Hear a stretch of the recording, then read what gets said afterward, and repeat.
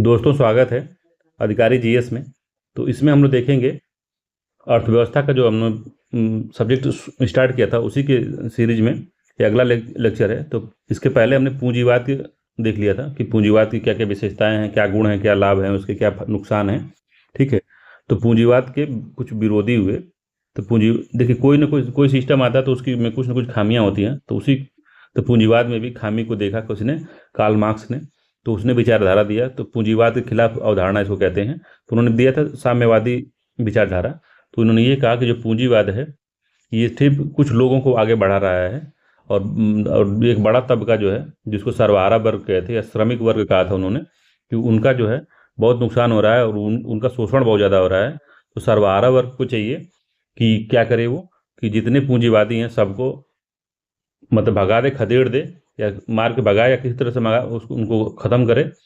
पूरे दुनिया के जो है जितने सर्वहारा वर्ग हैं एक साथ आएँ और पूंजीवाद को का तहस नहस करके जो राज्य के संसाधन है उस पर अपना स्वामित्व कर लें लोग।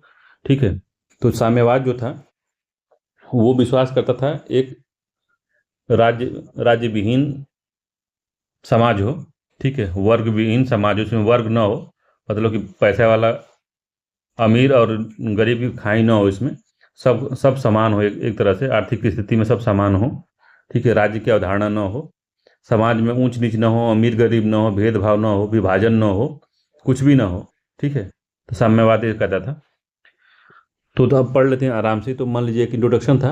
अब साम्यवादी अर्थव्यवस्था क्या कहती है, तो कहती है ये कि साम्यवादी अर्थव्यवस्था कहते साम्यवाद का लक्ष्य निजी संपत्तियों को समाप्त करना और उत्पादन के साधनों के साझा स्वामित्व पर आधारित एक वर्गहीन सामाजिक संगठन स्थापित करना चाहता है। कौन? तो साम्यवाद चाहता है। ठीक है, कि निजी संपत्ति किसी के पास ना हो, समुदाय का है संपत्तियों पे अधिकार हो। ठीक है। तो निजी संपत्ति को समाप्त करना और उत्पादन के साधनों को साझा करना चाहती है, कि साझा स्वामित्व हो, उसका सभी का स्वामित्व हो, एक समाज का पूरा स्वामित्व हो, उस पर किसी एक लोगों का न स्वामित्व हो। ठीक है। और वर्ग विहीन समाज, कि वर्ग ना हो, उसमें अमीर गरीब का कोई काम ना हो। ठीक है। तो वर्ग विहीन समाज की बात करता है। और राज्य विहीन समाज की बात करता है, कि राज्य भी ना हो, ऐसा चाहता है वो। और अगला पॉइंट इसमें कि धन नागरिकों के बीच समान रूप से या जरूरत के हिसाब से बंट जाए। ठीक है। समान रूप से बंटे या तो जरूरत के हिसाब से बंट जाए वो। ठीक। तो साम्यवाद की प्रमुख बातें क्या क्या हैं, तो इसमें है कि वर्गहीन समाज हो, सामूहिक स्वामित्व हो, राज्य विहीन समाज हो, क्योंकि ये मानता था कि जो राज्य है वो वर्ग संघर्ष का कारण बनता है, और शोषण का प्रतीक इसको माना था राज्य को, इसलिए राज्य न हो। तो ये मार्क्सवाद से जुड़ी अवधारणा है जो साम्यवाद है। और अगला पॉइंट था कि उत्पादन का साधन सामूहिक स्वामित्व हो, किसी एक लोगों का जो है स्वामित्व न रहे, सामूहिक स्वामित्व रहे। उसकी विशेषता क्या है, तो विशेषता है कि वर्ग संघर्ष या पूंजीवाद और साम्यवाद के बीच वर्ग संघर्ष है, जिसमें सर्वहारा वर्ग जो श्रमिक है का पूंजीपति वर्ग शोषण करता है, ये कहा था। ठीक है। तो वर्ग संघर्ष विशेषता है इसकी, कि वर्ग संघर्ष है, इसको समाप्त करना है। दूसरा क्रांति लानी है। तो साम्यवाद पूंजीवाद को एक क्रांतिकारी तरीके से बदलने का समर्थन करता है, जिसमें एक वर्गहीन एवं राज्यविहीन समाज बनाया जा सके। समझ रहे बात को? तो साम्यवाद का मतलब यही है कि जो सर्वहारा वर्ग है, जो श्रमिक वर्ग है, वो जो है पूंजीवादियों को खत्म करके और संपत्ति पर जो है सामूहिक स्वामित्व हो जाए सबका। ठीक है। मेन फोकस यही है, ये मार्क्सवाद ने दिया था, कार्ल मार्क्स ने इसको दिया था। तो इस बात को समझिए कि राज्य की अवधारणा को नहीं माना, क्या कि राज्य अगर रहेगा तो शोषण होगा, क्योंकि राज्य शोषण का प्रतीक है, वर्ग व्यवस्था में बढ़ जाएगा, फिर से वर्ग आधारित समाज हो जाएगा। तो इससे बढ़िया राज्य ही ना हो, लोगों का शासन हो, ना कोई चोरी करेगा ना कोई कुछ करेगा। ठीक है। तो ये माना था। तो अब इसी से मिलता जुलता पूंजीवाद के खिलाफ ही ये तो कम्युनिज्म था ये साम्यवाद। इसी से मिलता जुलता एक और अवधारणा है पूंजीवाद के खिलाफ, वो था समाजवादी अर्थव्यवस्था या सोशलिज्म जिसको कहते हैं। तो ये आई। सोशलिज्म क्या कहता है, तो ये कहता है कि ये अवधारणा भी साम्यवाद की तरह पूंजीवाद की विरोधी है। ठीक है। मगर इसमें कुछ दूसरी बातें भी हैं, कि यह मानता है कि आर्थिक संसाधनों का एक बड़ा हिस्सा सरकार के हाथों में हो। तो मतलब ये राज्य को मानता है कि राज्य रहे, एक बड़ा हिस्सा सरकार के हाथों में रहे। इसका मानना है कि उत्पादन के साधनों पर आंशिक रूप से श्रमिकों का नियंत्रण रहे, ठीक है। तो ये राज्य का भी उसमें हाथ रहे कि राज्य के हाथों में भी कुछ संसाधन रहे, और जो श्रमिक हैं उनका भी आंशिक रूप से नियंत्रण रहे उत्पादन के साधनों पे। ठीक है। तो इसका मतलब है कि समाजवाद निजी और राज्य दोनों के हाथों में स्वामित्व की बात करना चाहता है। ठीक है। तो ये बात थोड़ा समझ में आ रहा है कि ना, दोनों साम्यवाद और समाजवाद में थोड़ा सा फर्क है इसमें, बस बहुत माइनर से फर्क है, ध्यान से नहीं देखेंगे तो गड़बड़ हो जाएगा। तो एकदम राज्य को नकार देता है कौन? तो साम्यवाद राज्य को, राज्य रहेगा ही नहीं, मगर जो समाजवाद है वो राज्य को रखना चाहता है कि राज्य रहे, राज्य के हाथ में कुछ नियंत्रण रहे। ठीक है। तो अब समाजवाद की विशेषता क्या है? तो उत्पादन के साधन पर सार्वजनिक स्वामित्व रहे। ठीक है। तो उत्पादन के साधन पे सार्वजनिक स्वामित्व ये भी मानता है समाजवादी, मगर उससे चाहता है कि जो सरकार है इसका भी, इसके भी हाथ में कुछ रहे और निजी व्यक्तियों के भी हाथ में कुछ रहे। ठीक है।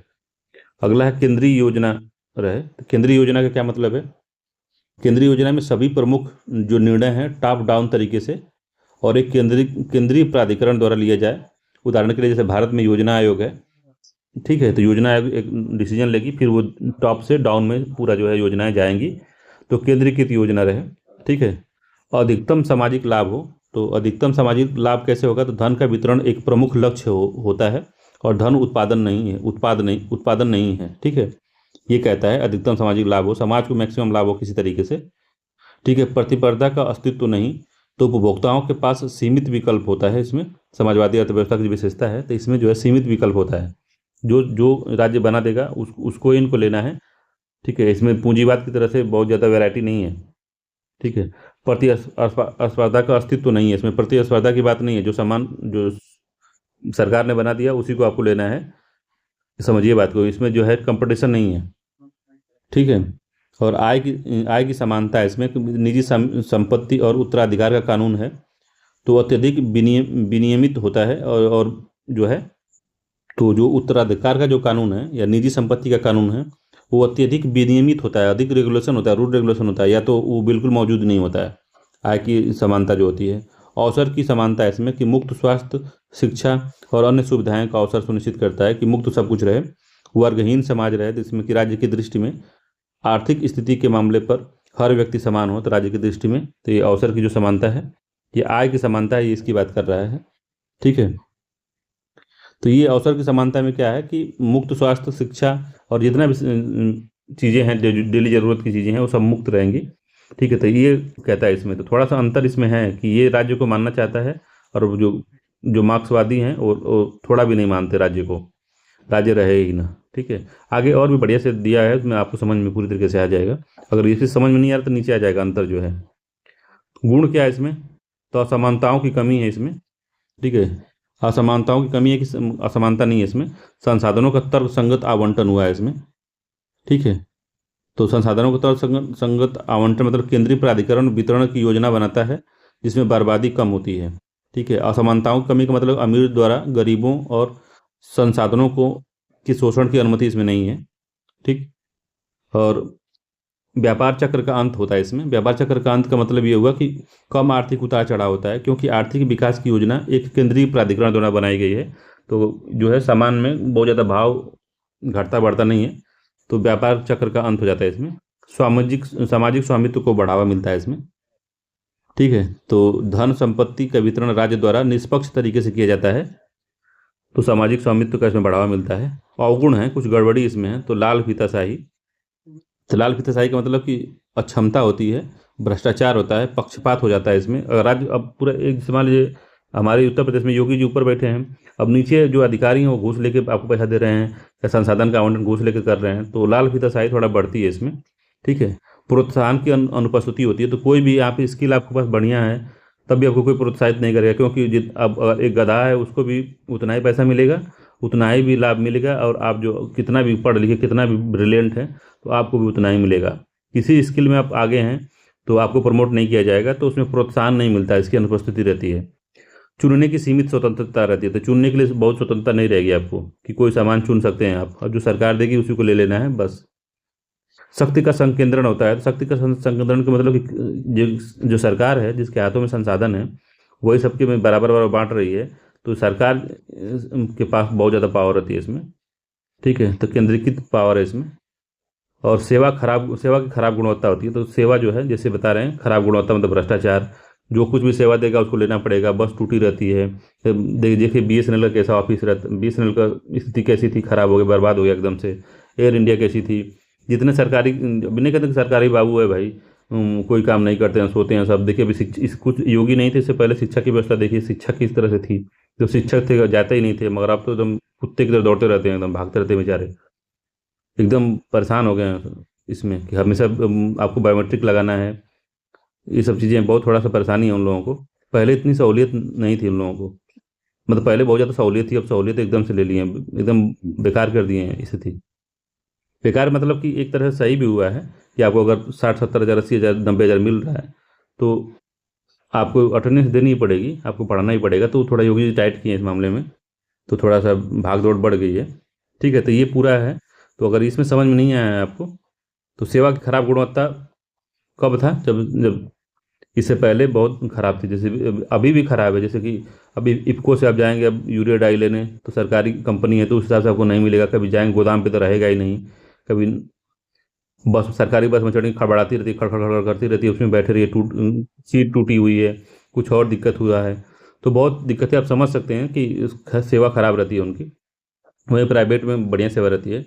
तो अभी अगर समझ में नहीं आया तो मुख्य अंतर यहाँ देख लेते हैं। तो साम्यवाद क्या कहता है, तो साम्यवाद है निजी संपत्ति का पूर्ण उन्मूलन करा जाता है कि निजी संपत्ति रहेगी नहीं, प्राइवेट कुछ रहेगा ही नहीं, साम्यवाद कहता है। समाजवाद कहता है कुछ निजी संपत्ति रखने की बात करता है कि निजी निजी लोग भी रहें। अगला है उत्पादन के साधनों पर समाज का नियंत्रण रहेगा। तो ये क्या कहता है समाजवाद, ये साम्यवाद कहता है कि उत्पादन के साधनों पर समाज का नियंत्रण होगा। समाजवाद कहता है कि उत्पादन साधनों पर राज्य का नियंत्रण रहे तथा कुछ प्राइवेट का रहे, और आंशिक रूप से श्रमिकों का भी नियंत्रण रहे उस पर। ठीक है। साम्यवाद वर्गहीन समाज, जिसमें आर्थिक असमानताओं का पूर्ण उन्मूलन हो। तो आर्थिक असमानताएं थोड़ी भी न रहें, साम्यवाद ऐसा करना चाहता है। मगर समाजवाद चाहता है कि आर्थिक असमानता को कम करने का प्रयास करता है, मौजूद रह सकता है भी। ठीक है। अगला है सर्वहारा वर्ग की तानाशाही रहेगी इसमें। ये कहता था कि जो श्रमिक हैं इन्हीं का रूल रेगुलेशन रहेगा। ठीक है, पूंजीवादी का नहीं। मगर समाजवाद चाहता है, कहता है कि लोकतंत्र रहे और प्रतिनिधि वाली सरकार रहे। ठीक है। और ये राज्य विहीन समाज का जो है लक्ष्य रखता है। साम्यवाद की राज्य रहे ना, सरकार रहेगी नहीं। मगर समाजवाद कहता है कि सरकार रह सकता है। तो ये जो है पूरा क्रक्स यही है कि आप अगर समझ में आ गया होगा। ठीक है। ठीक है, साम्यवाद और समाजवाद में तो यही बेसिक अंतर है, समाजवाद और साम्यवाद में। और आगे हम लोग देखेंगे पूंजीवाद। या पूंजीवाद तो देख लिया, मिश्रित अर्थव्यवस्था देखेंगे हम लोग कि मिश्रित अर्थव्यवस्था है, कल्याणकारी अर्थव्यवस्था है, किस तरह से इन लोगों से भिन्न है। तो मिश्रित अर्थव्यवस्था में हम लोग पूंजीवाद को, समाजवाद को लेकर चलते हैं। तो किस तरीके से अब हमारे देश में उसको इम्प्लीमेंट किया गया है, उसके बारे में अगली क्लास में हम देखेंगे। ठीक है, तो सीखने के लिए तैयार रहिए, क्योंकि अर्थव्यवस्था एकदम से सरल भाषा में आपको सिखाई जाएगी। ठीक है, चलिए मिलते हैं अगले वीडियो में, तब तक के लिए धन्यवाद।